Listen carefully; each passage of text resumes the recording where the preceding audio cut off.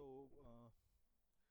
is my audio, can you hear me, and is my screen visible? Can anybody just let me know?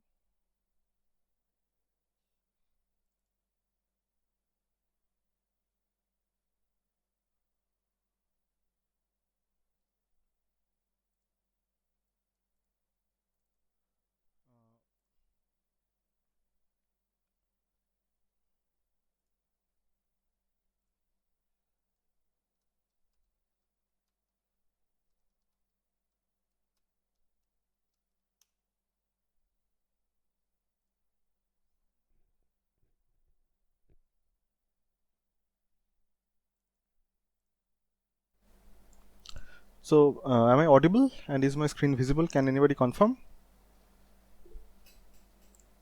All right.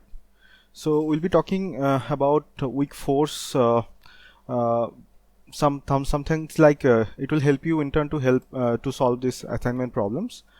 Uh, so we'll be talking about some operations on these qubits, and we will also talk about some problems on entangled state and some quantum gates. So this is the plan, and so let's start. Okay, so let's look at the first problem.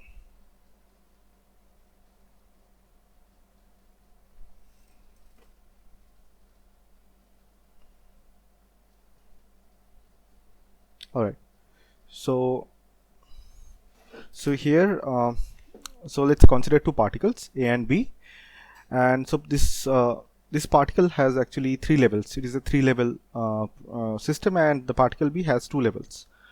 So now if I want to consider this both of these particle as a composite system, so how should one write the state? So how should the basis for this composite system should look like?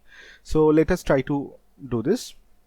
So like for particle A, any psi, okay, so this is for A, any psi can be written in terms of something like this: A0 plus B1 plus C2.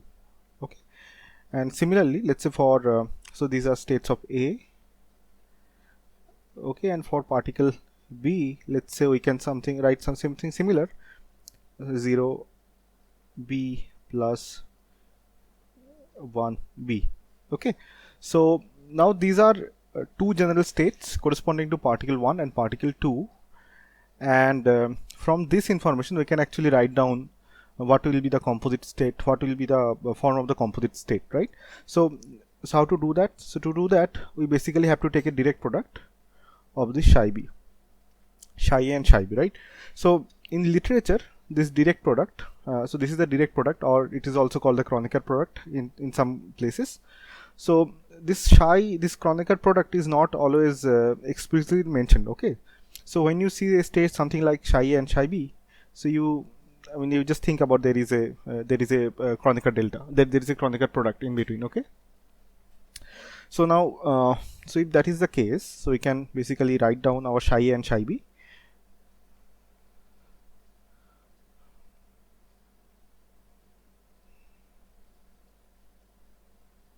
And so let's write down the part for the psi B also.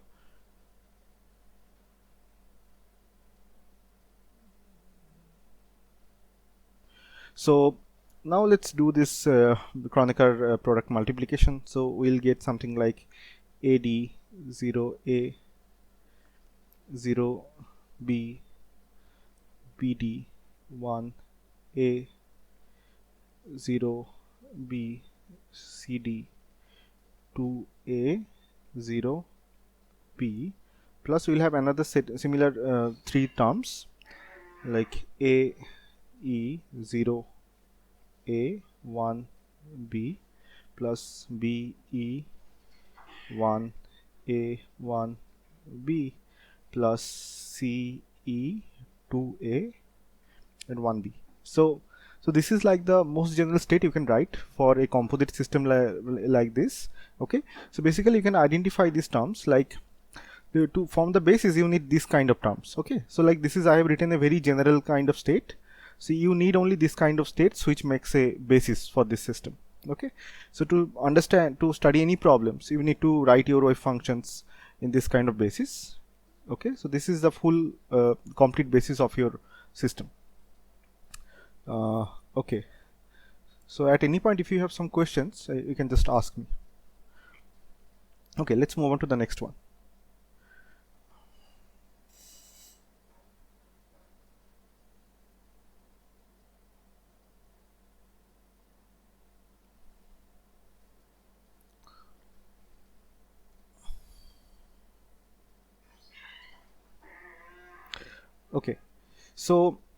Okay, so in a general state of qubit, so this is given by a linear combination between these two states, which are the basis 0 and 1, and there is cos theta by 2 and e to the power i5 sin theta by 2.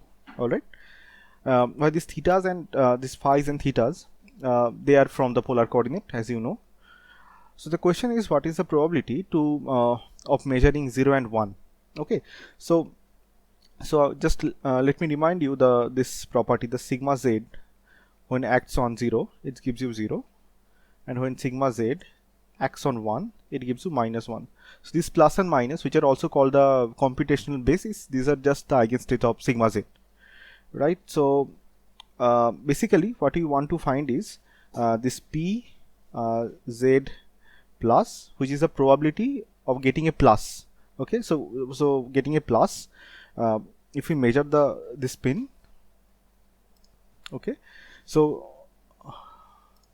how do we get this? So we have to write down first this, take this 0, okay, and we will just sandwich with psi, and you have to take a mod square. Okay, so let's try to calculate it. So 0, and then I'll write the psi here as cos theta by 2 0 plus I e to the power I phi. Okay, there is no additional I, sin theta by 2 and 1. Okay, so this is the whole thing. So basically, and there is this orthogonal property that 0 and 1, when you take the overlap, this is 0, whereas 0 comma 0 will give you 1, and 1 comma 1 will also give you 1. Okay, so now let's look at this. So it will become cos theta by 2 0 comma 0 plus, and there is a mod square overall, and e to the power I phi sin theta by 2 0 1. So from the orthogonality property, this part will become 0. So we are only left with cos theta by 2 mod square. Okay, so cos theta by 2, this square is always a positive function, so you can just write cos theta by 2 square. Okay, so similarly, to get the probability of getting a z minus, what we'll have to do is we'll have to do the similar calculation but with a minus state. Okay, so now if you do the same algebra, you will find out that this becomes sin theta by 2 square. Okay, so this is what you are asked to calculate. So it is just taking the overlap and making it a mod square to get the probability. Okay, okay, so is there any question up to this point?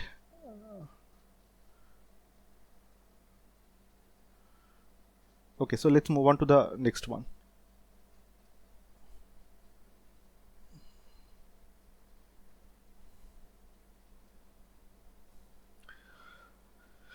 So okay, so let's talk about single qubit gates. Okay, so there is a gate which is called a Hadamard gate, so which is given by this matrix. Okay, so this Hadamard gate has the property that whenever it acts on this 0 state, this will give you a 0 plus 1 by square root 2 state, and if it acts on 1 state, it will give you 0 minus half square root 2. So that's what this matrix structure actually dictates, right? So this Hadamard operator, seen diagrammatically, it is represented something like this. Okay, so there is some incoming psi. Okay, so it goes through, and the Hadamard gate acts on this psi, and it will make it H psi. Okay, so the output becomes H psi.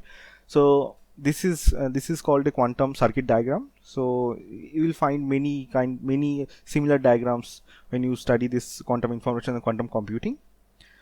So this is the representative of H, and there is additionally another operator which is called the called the phase shift gate. Okay, so let's see what does this phase shift gate do. So let's say I have some RZ delta and acting on some state like alpha 1.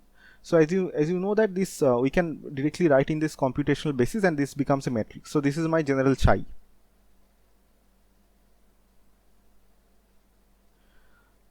And the matrix structure is of this RZ theta delta is given by e to the power I delta. So when you act on it, it becomes B e to the power I delta. Okay, so it changes the phase of one of these elements. Okay, not both, because if we had to change both of these phases, then that becomes a trivial kind of phase change, and that doesn't change any of the expectation values. But here this is not a trivial phase, and it only changes one of this component of this state. Okay, so basically if you have these two operations, so you can basically prepare any sort of state. Okay, so what do I mean by that? So let's look at this question. Okay, so use these operations to prepare psi, so which is again, like I showed you, this is the most general state you can possibly write for this single qubit. So we want to prepare this state, and we want to start from here. Okay, so let me show you what do I mean by that. So I am starting from 0, and I have to do some operations.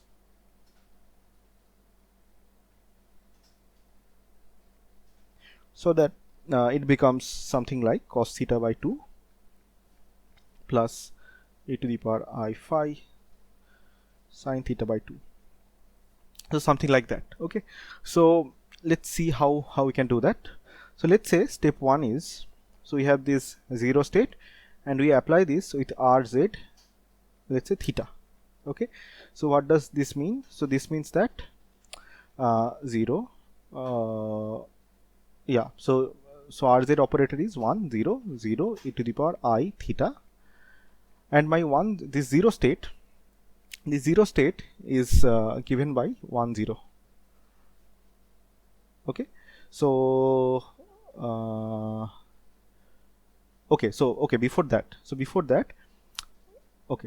before that, so let's actually act with this Hadamard gate. Okay, so what it will do is it will so the matrix is something like 1 minus 1 1 1 minus 1 square root 2, and the state is given by 1 and 0. Okay, so if you do that, it becomes 1 and 1. Okay, so this is the step 1. Okay, so now the step 2 is, so we want to add some phases. So we'll do this phase shift, we'll apply the phase shift gate on this state. So I'll apply this RZ theta on this gate. So RZ, and this previous state was H0. Now then I'll do 1 0 0 e to the power I theta, and acting on this this part, right? So this part is given by 1 1, and there is a 1 by square root 2 which I am keeping outside. So let's do that. So immediately you see that we are getting some phase here in the second column. Okay, but this is still not closed, so we'll have to do something more. Okay, so step 3. So step 3 is act another Hadamard gate, H and 0. So if you do that, it becomes something like this. So that this is the matrix of the Hadamard gate, and 1 e to the power I theta. Okay. So now it becomes 1 plus e to the power I theta, 1 minus e to the power I theta.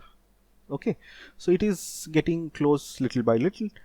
So what I'll do is I'll just take this I theta by 2 common. So then I'll be left with I theta by 2 plus e to the power minus I theta by 2, and then there will be e to the power minus I theta 2, let's say, and minus e to the power I theta 2. Okay, So you can basically see that so if we absorb these 2 inside, so it becomes something like this,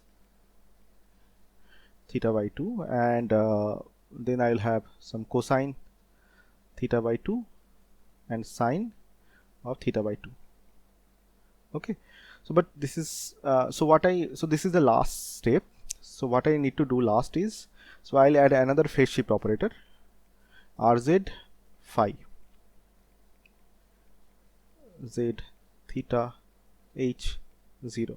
See, if I'll do that, you will immediately see that this becomes cos theta by 2 e to the power I phi sine theta by 2.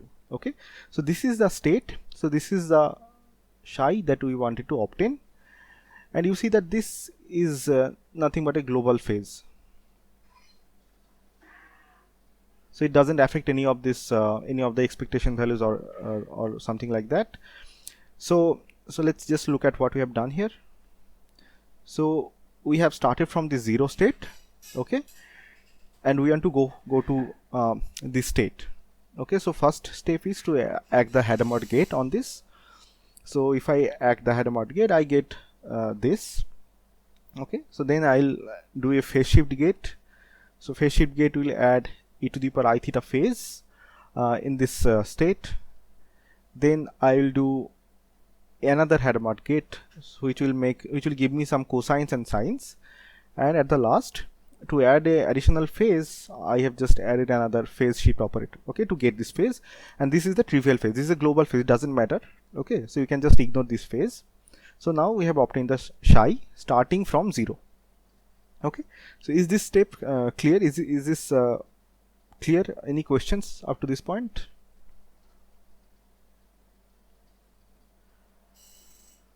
All right, okay, so let's look at the next one. All right, so let's look at this problem 4.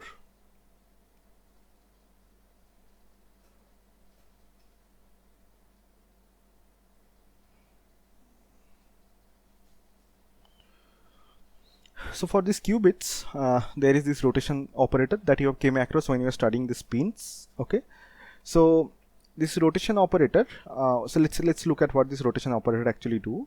So Rn phi, so this rotation operator rotates the qubit about some n cap direction, okay, by phi.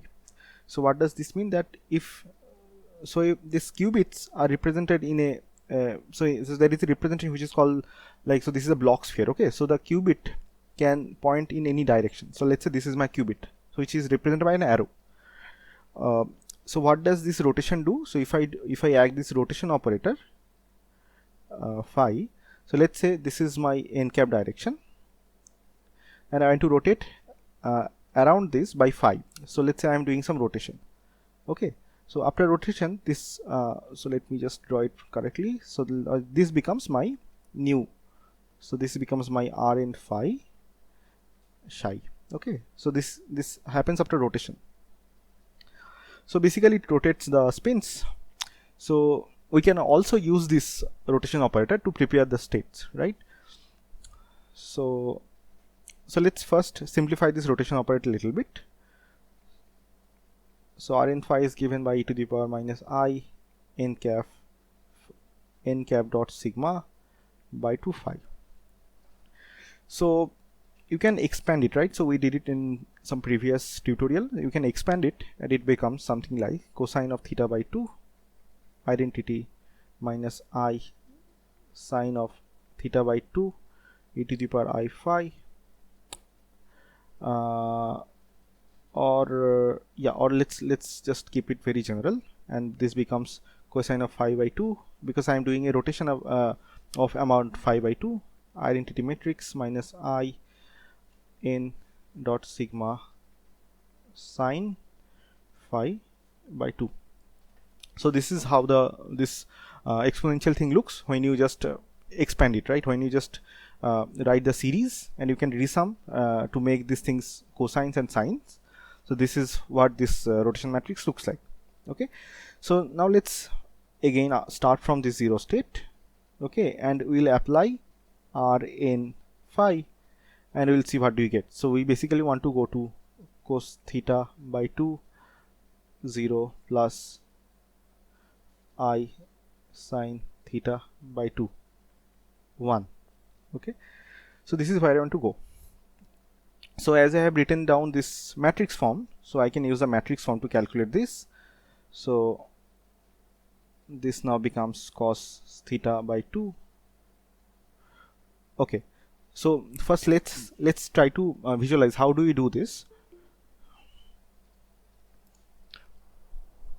So basically initially we had a spin, or let's say initially we had a qubit which was pointing upwards, okay, which has a plus eigenvalue. Now this is my xyz coordinate.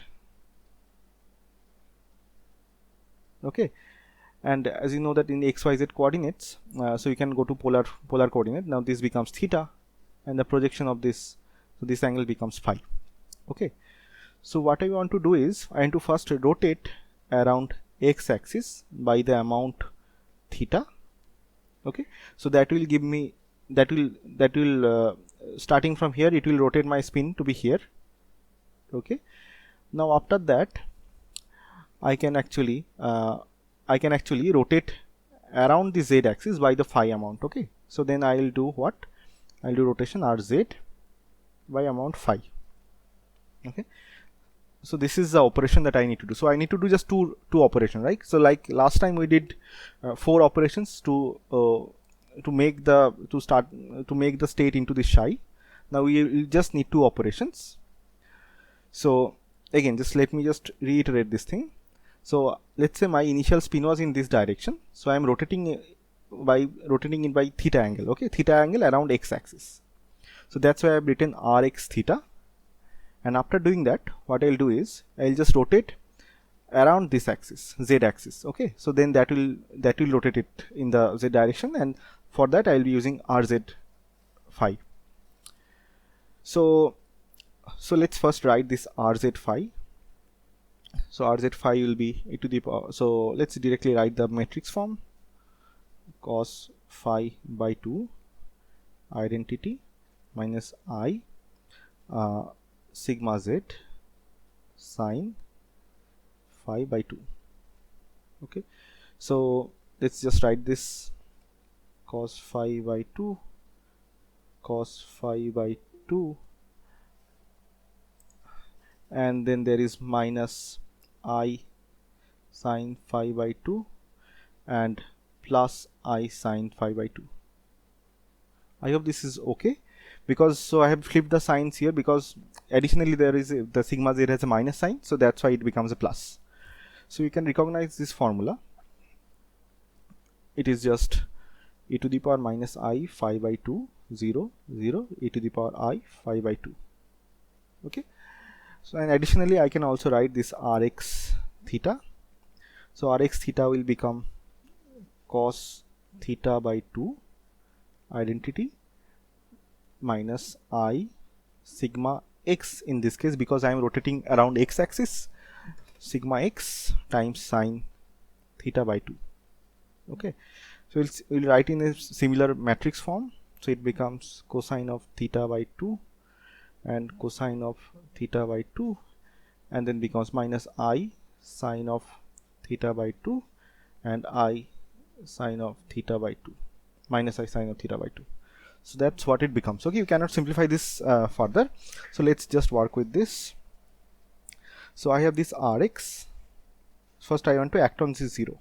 So 0 states is what? 1 and 0, and my rx is given by rx theta. Rx is given by cosine of theta by 2 minus I sine theta by 2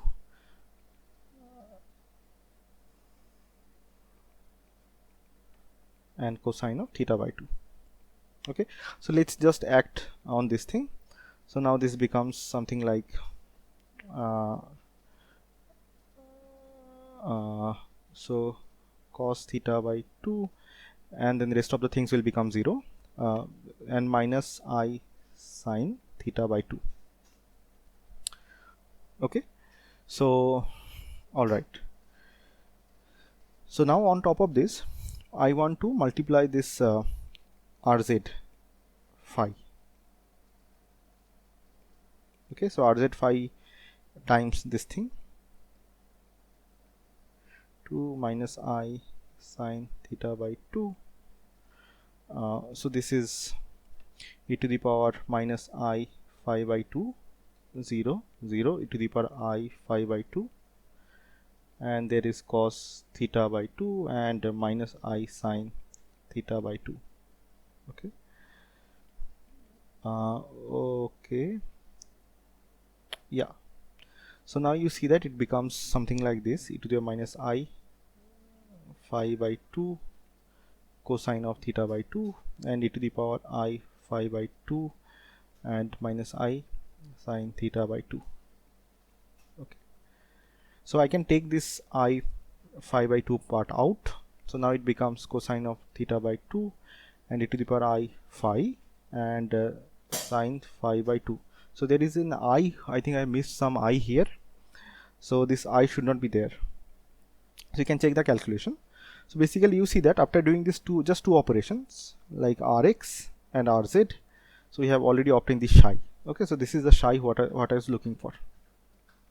Okay, so like these are two equivalent ways to make a state, let's say. So starting from 0 we are making a very general state, okay, by this kind of two Hadamard and phase shift operators and like a rotation operator. So these are two approaches. So any question?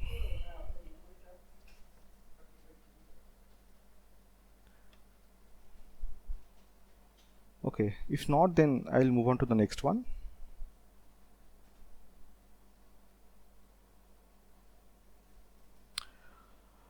Yeah, so like there is this last part which I want to talk about in this problem. So the Hadamard gate which we discussed is 1 by square root 2, 1, 1, 1 and minus 1. So you can actually prove from starting from this rotation operator. Okay, starting from this rotation operator, so this is nothing but Rx pi by 2.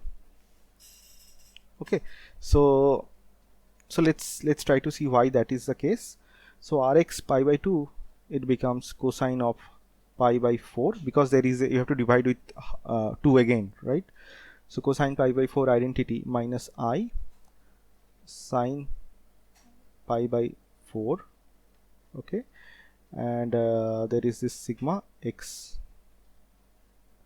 So yeah, so you will see that this will become 1 by square. So basically if you do this operation, you will find that this thing will become this. So basically this is a more general kind of gate to prepare different sort of states.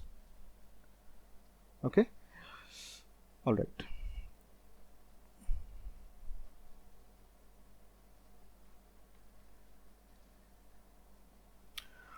Okay, so like this is a very similar question what you had in the assignment, I think in assignment 4.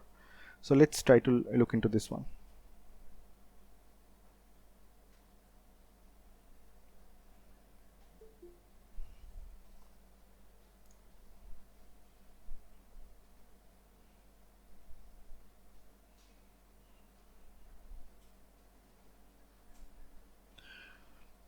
So you have some operators like this, O1, O2 and additionally O3.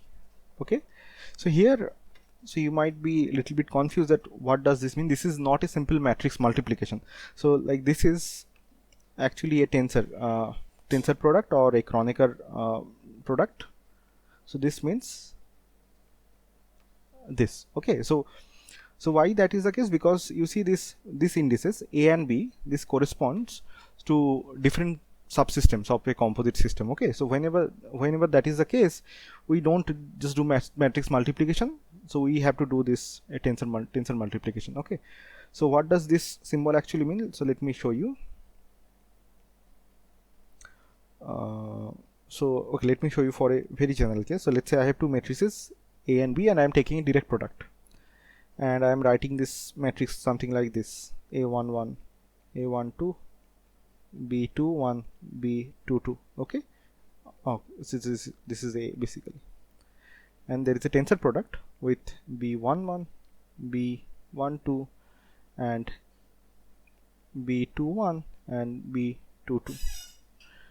So how do we do this operation? So now basically whenever you do tensor product, so dimensions of this matrices gets multiplied. Okay, so now this will become A11 times B, A12 times B, A21 times B, and B22 and A22 times B. Okay, so if you now put this matrix forms, okay, so then it basically becomes a 4x4 matrix. Okay, it becomes a 4x4 matrix. So let us do this operation for this sigma x and sigma x, sigma x A, sigma x B. So what do we have? So these are just the Pauli matrices and direct product with another Pauli matrix. Okay, so now it basically becomes something like this: 0, sigma x, this is from B, sigma x, this is from B, and 0. So now we have to write this Pauli matrices here. So like now this becomes 0 0 0 0 0 1 1 0 0 1 1 0 and 0 0. Okay, so this is basically my sigma A from direct product with sigma B. So in a similar way you can basically write these things also. So let me just quickly write how that would look like: sigma Z A and sigma Z B. So if you do the same operation that I just showed you, it will become something like sigma Z 0 0 sigma Z. So these are the sigma B's,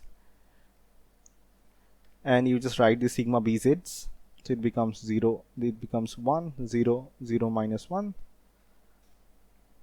0 0 0 0 and 1 minus 1 0 and 1.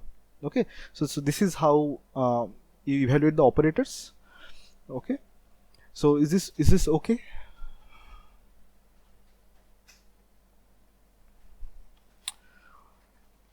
All right, yeah. Sir, in the assignment section, I am not able to see my marks.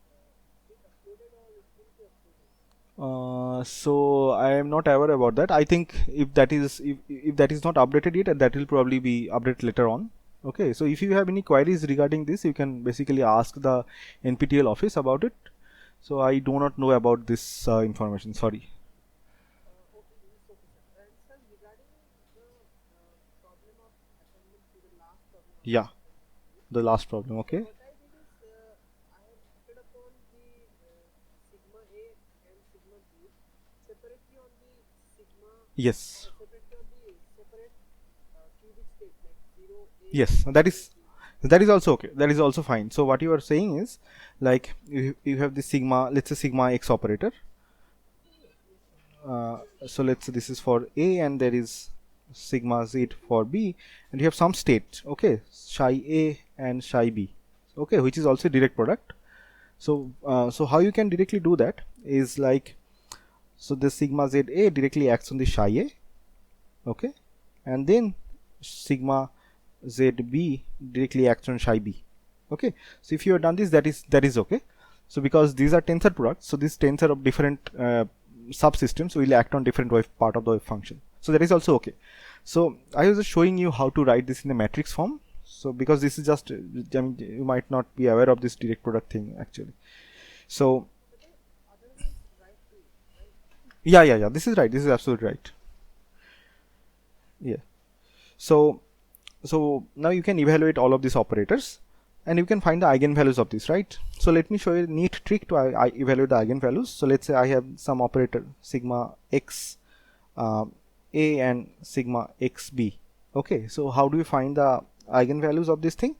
So let's use this thing called the okay, so let's try to see. So if you do this h square, okay, if you calculate the h square, then this also becomes sigma x B times sigma x A and sigma x B. Okay, so whenever there is this tensor product, so you should always multiply this in pairs. Okay, so sigma x A should multiply with sigma x A, okay, and then sigma x b should be multiplied with sigma x b. Okay, so like here in this case these are tensor products. Okay, and now this is just a matrix multiplication. This dot is just a matrix multiplication here, so this is just a matrix multiplication.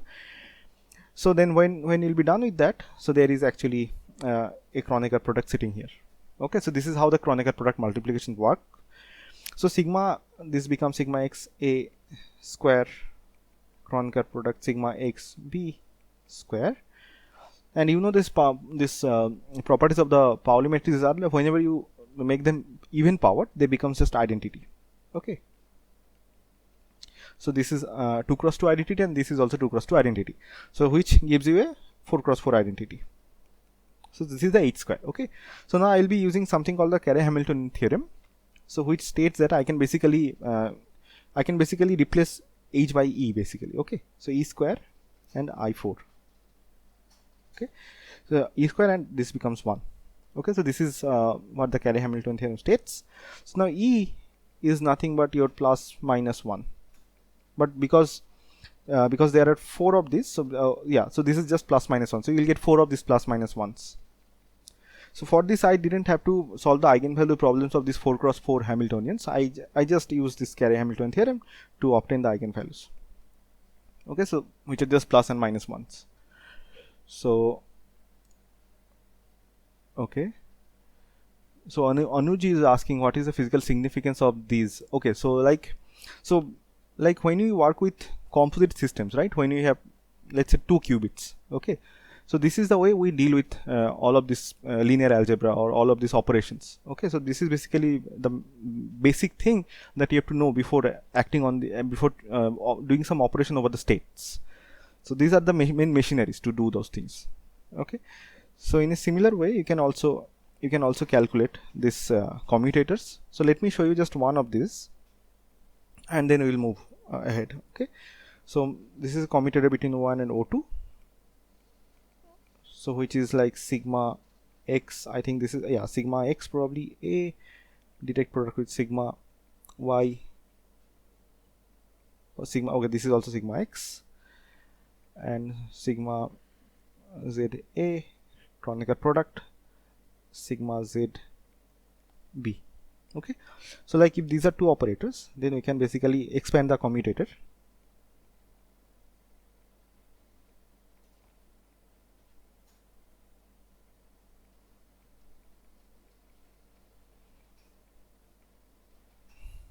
Minus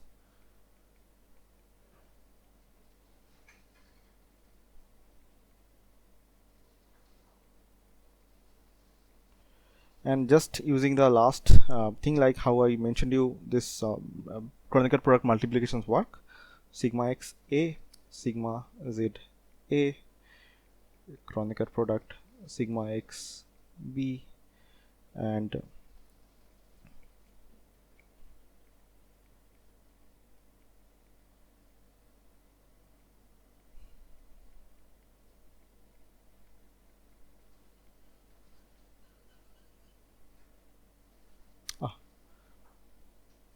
yeah. So now you know from the Pauli matrix the sigma x sigma z, so this is given by minus I sigma y. So somebody is actually unmuted, so Soumya, can you just mute yourself because some noise is coming from your side?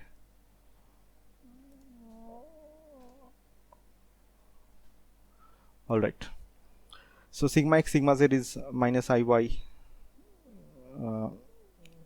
and sigma z sigma x will give you I sigma y. Okay, so let's just use these relations and put it back. So this first will become minus I sigma y, and then it will become I sigma y minus, so it will become I sigma y, and direct product minus I sigma y. Okay, so basically you see that these things will actually are same basically, right, a and b. So this becomes sigma y of a direct product sigma y b minus sigma a y sigma yb. Okay, so these are same, then it becomes 0. So the commutator for this case at least it vanishes. Okay, so you do similar way and you check for the other commutators whether they vanish or not. Okay, and you can you can basically find all of the eigenvalues using this neat little trick. Okay, using the Carey-Hamilton theorem. All right, so is this okay?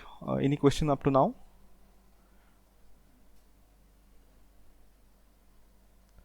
Okay, if not, then let's just move.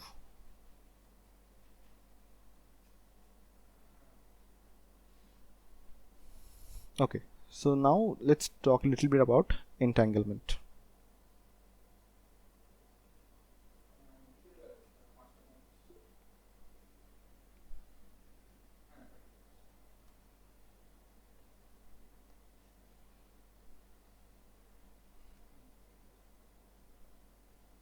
Okay, so here I have given you some states. Okay, now I am asking you which are the entangled state. Okay, so let me first remind you what is the meaning of the entanglement. So when there is a state, so let's say I have a state of two particles. Okay, so like this is a composite state. Okay, and let's say it is written in terms of something like this: CAB, IJ, IJ. So I is from A and J is from B, and there is summation over I and J. Okay, so if this is the state, so this is the most general state you can write for a composite, let's say two particles A and B. Okay, so now if your CAB IJ, if you can factor it out to something like this, CIA and CBJ. Okay, if you can just factor it out, so then what will happen is IJ, so then basically you can just factor these two sums, CAI IA, and there is summation number J CJB JB. Okay, so I have factored out both of these things. So given that I can do this, I have factored out the state. Okay, so now this becomes truly a state of A and this becomes truly a state of B. So now whenever we can do this, so this is called a separable state.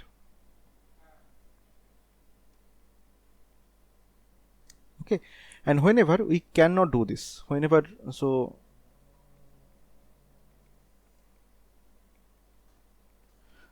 this becomes entangled state. Okay, so whenever we can separate this product state, like the composite state, then it is called a separable state. Or whenever we cannot write an expression like, so we cannot factor out this coefficient so that we can write two states, then it is called an entangled state. Okay, so is the entangled state and separable state is clear? Any doubt? All right. Okay, so now let's look at these problems and see that if we can factor them out or not. So if we will be able to factor them out, they will be separable, and if we not be able to factor them out, they will just become entangled state. Okay, so let's first look at this one. So you see this is trivially like, so this one, so this is already okay, so this is state of B, so this is already given in terms of a different, so this is from A and this is from B. Okay, so what do we call this state when you have factored this out? So this is actually separable state. So similarly in this case also, this comes from part A and this comes from B, so this is also a separable state. Okay, so let's look at a little bit different kind of difficult one. So how do we write this? So we see that, so basically we can write this state like this: 0 of A. So I can factor out the 0A, right? So because the 0A is common in both and here, so I can factor out the 0A. So then I am left with 1B plus 0B, and that is square root 2. So what kind of state is this? Anybody?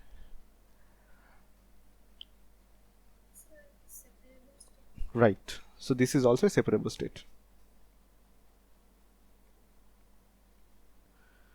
So okay, so two additional examples. So let me just copy this out because these are not that much easy.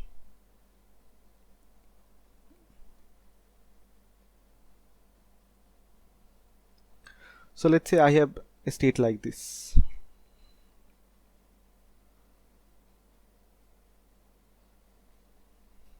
Okay, so how do I factor it out? So can I take common something like 1? Can I, so what can I take common? So how can I factor it out? Can anybody suggest how should we factor this out?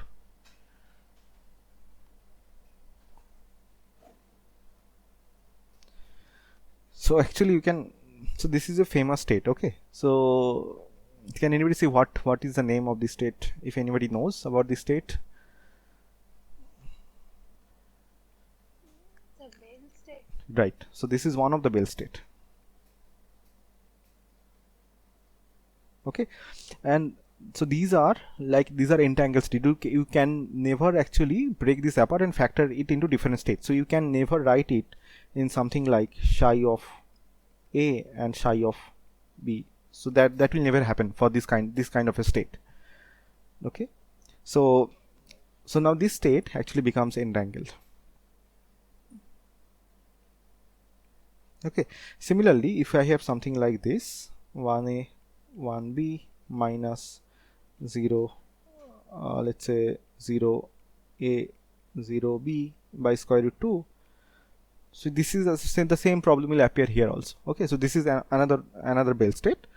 So here this is also an entangled state.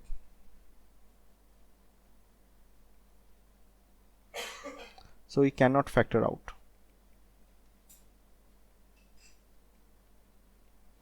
Part A and B. Okay, so this is so let me give you two other examples. So which are two another Bell states.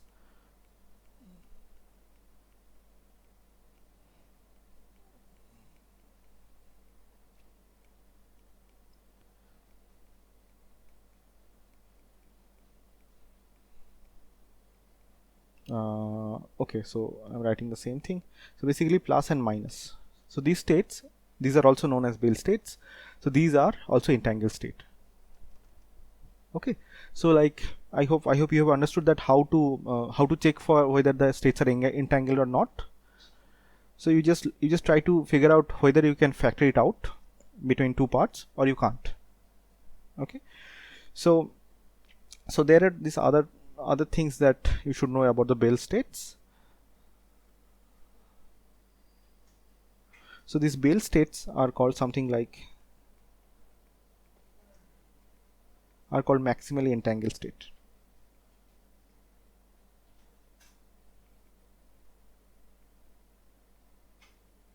Okay, so why is that? Why is that?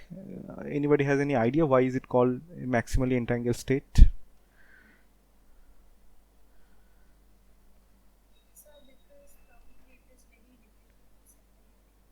And it is not very difficult. It is actually impossible. It is actually impossible to separate it.